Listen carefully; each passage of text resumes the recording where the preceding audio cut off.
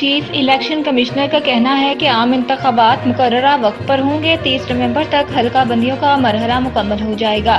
وزیر اعلیٰ ہاؤس میں چیف الیکشن کمشنر سکندر سلطان راجہ اور نگراں وزیر اعلیٰ محسن نقوی کی زیر صدارت اجلاس کا انعقاد کیا گیا، جس میں الیکشن کمیشن کے چاروں صوبائی ممبران اور پنجاب کابینہ نے شرکت کی۔ وزیر اعلیٰ آفس آمد پر نگراں وزیر اعلیٰ محسن نقوی نے چیف الیکشن کمشنر کا خیر مقدم کیا۔ اجلاس میں الیکشن کمیشن کے انتظامات اور پنجاب حکومت کی تیاریوں کا جائزہ لیا گیا۔ عام انتخابات کی تیاریوں اور سیکیورٹی انتظامات سے متعلق تفصیلی بریفنگ دی گئی۔ اجلاس سے گفتگو کرتے ہوئے چیف الیکشن کمشنر نے کہا کہ عام انتخابات مقررہ وقت پر ہوں گے۔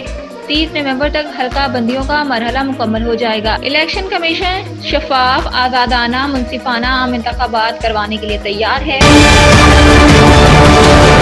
اسپیکر قومی اسمبلی راجہ پرویز اشرف کا کہنا ہے کہ دہشت گردی کے خلاف جنگ میں پوری قوم سیکیورٹی فورسز کے شانہ بشانہ ہے۔ اسپیکر قومی اسمبلی نے بلوچستان میں دہشت گردوں کے خلاف کامیاب آپریشن کرنے پر فوج کو خراج تحسین پیش کیا۔ راجہ پرویز اشرف نے شہید ہونے والے نائب صوبیدار آصف عرفان اور سپاہی عرفان علی کو خراج عقیدت پیش کیا۔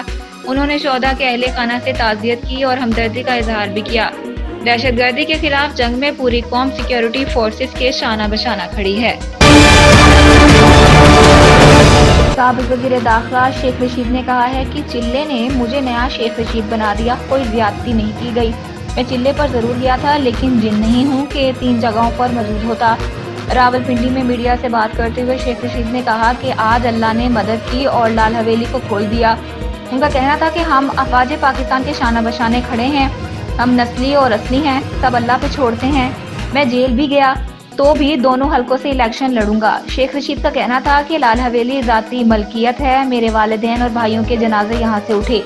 پنڈی وال قبر کی دیوار تک دوستی اور دشمنی نبھاتا ہے، ہمیں اس بات پر فخر ہے۔ عوامی مسلم لیگ کے سربراہ نے کہا کہ سی پی او کو پتا ہے کہ 17 ستمبر سے 22 اکتوبر تک میں ان کے پاس تھا یا کہاں تھا۔ ہم نے کبھی فوج کے خلاف بات نہیں کی۔ 30 کلو وزن کم ہو گیا ہے، آج پولیس کا کوٹ پہنا ہے۔ لاہور ہائی کورٹ کے راولپنڈی بینچ کے احکامات پر لال حویلی کو متروکہ وقف املاک نے 40 روز بعد ڈی سیل کر دیا ہے۔ ڈی سیل ہونے کے بعد لال حویلی کا عملہ بھی لال حویلی پہنچ گیا۔ اس سے قبل لاہور ہائی کورٹ کے راولپنڈی بینچ نے لال حویلی کو ڈی سیل کرنے کا حکم دیا تھا۔ کیس کی سماعت جسٹس مرزا وقاص رؤف نے کی۔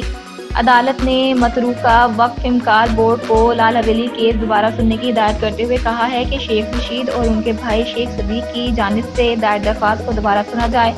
عدالت نے کہا ہے کہ ہمارے ہاں محکمے قانون کے مطابق نہیں چلتے، جب مرضی ہو سرگرم ہو جاتے ہیں۔ نون لیگ کے قائد میاں محمد نواز شریف پارٹی رہنما طارق فضل چودھری کے صاحبزادے کے انتقال پر اظہار تعزیت کے لیے ان کے گھر پہنچے۔ مریم نواز شریف بھی اس موقع پر اپنے والد نواز شریف کے ہمراہ تھیں۔ نواز شریف اور مریم نواز نے طارق فضل چودھری کے صاحبزادے انزا طارق کے حادثے میں انتقال پر اظہار تعزیت کیا۔ نواز شریف اور مریم نواز نے انزا طارق کی مغفرت اور درجات کی بلندی کے لیے دعا کی۔